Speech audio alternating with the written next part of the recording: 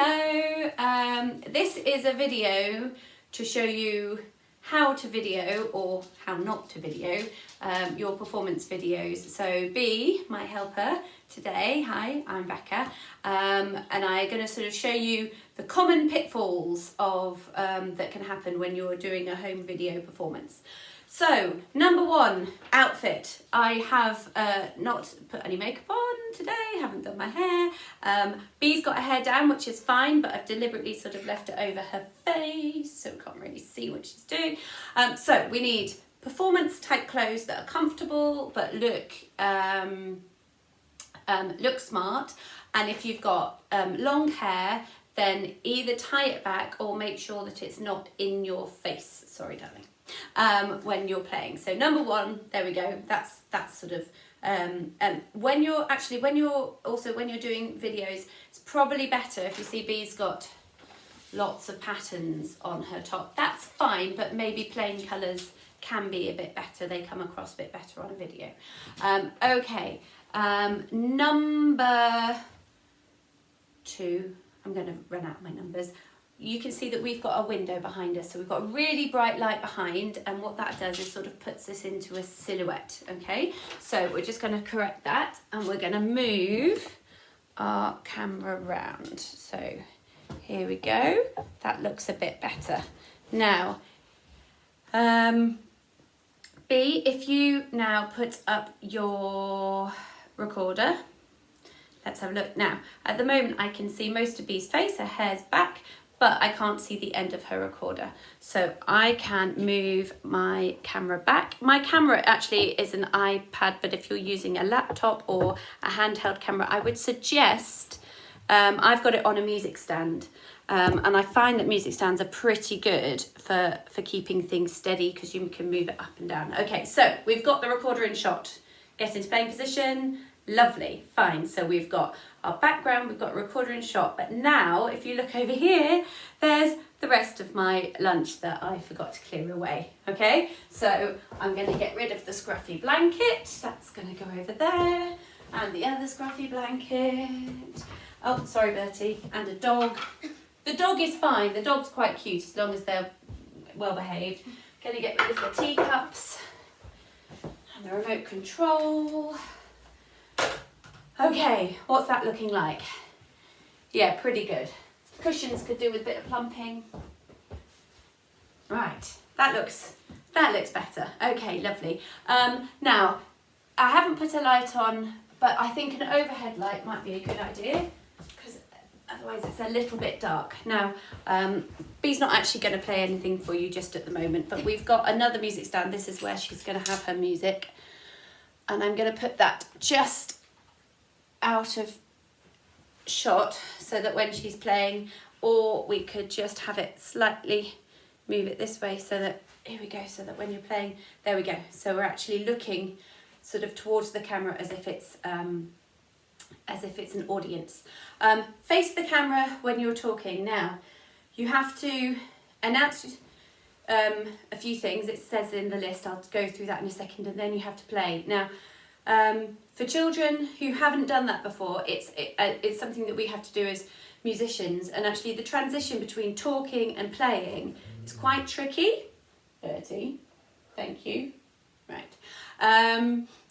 So it might be worth practicing it a few times, but also once they've done their announcing, don't go straight rushing into the piece, okay? Do the announcement, then just take a little time to settle yourself, get focused into what you're playing, and then play. Okay, so that's important. What B and I did when we wrote hers is that we wrote her name, her age, what she's going to play, the composer, and how long she's been at Sheffield Music Academy. So a little crib sheet. It says on the form that you've been given what you're supposed to do. So it's name, just first name only, age, what they're playing, who it's by, and how long they've been at the Sheffield Music Academy. Then what we did is we put this sheet just off camera. So I've clipped it up. So it could be behind the camera if you're using a laptop. If you're using a music stand, you can just clip it to the music stand. So that means that now, B, when you read this, your eyes, so she's looking at the piece of paper, her eyes are going towards the camera and she's not looking down or at her music stand while she's talking. Okay. Try and make sure that they fill up most of the shot. That's looking pretty good if I get out the way. Yeah, and put your recorder up to play again. Okay, maybe take a little step back, B. That's it, fabulous. And I've got the camera a little bit higher than her so that we're looking down, not looking up her nose. Do a sound check, so just play a few sort of really loud notes and really quiet notes and then listen to them back, so that you know whether the microphone is too close or too far away. And that's it really, I think. Oh, the other thing is I'm doing this on an iPad, so at the moment B can see herself, and what we found that was a little bit off-putting when you're doing a performance, because you end up sort of playing and then looking at the camera, and it's a bit of a weird feeling for the audience. It sort of slightly breaks the illusion of the performance.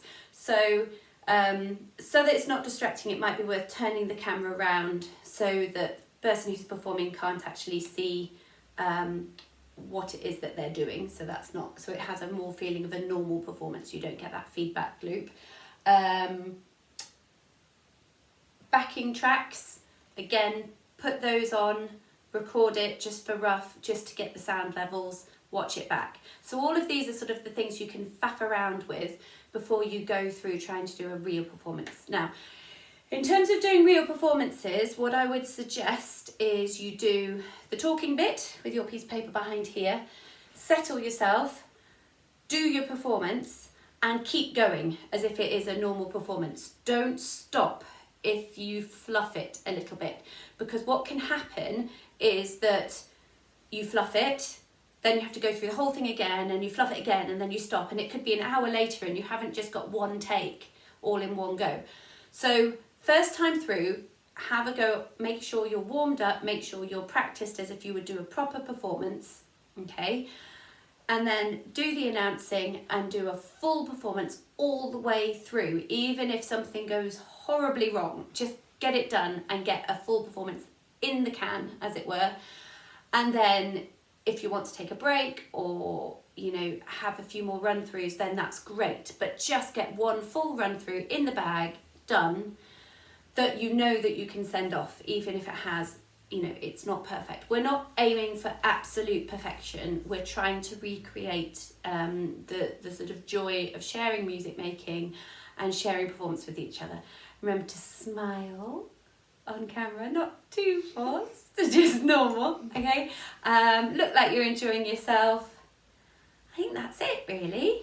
So it's all common sense, but I think when we're a little bit in our own bubble and we're a bit panicked about just trying to get it done, then there are basic things like the remote control in the background, the light shining through, all of those things that you would hate to do a brilliant performance and then watch the video back and think, oh, I forgot that my laundry from yesterday was still tucked behind the sofa and you can just see it coming through. That would be a shame. Okay, thank you very much, B. That was really helpful. All right, good luck. Bye.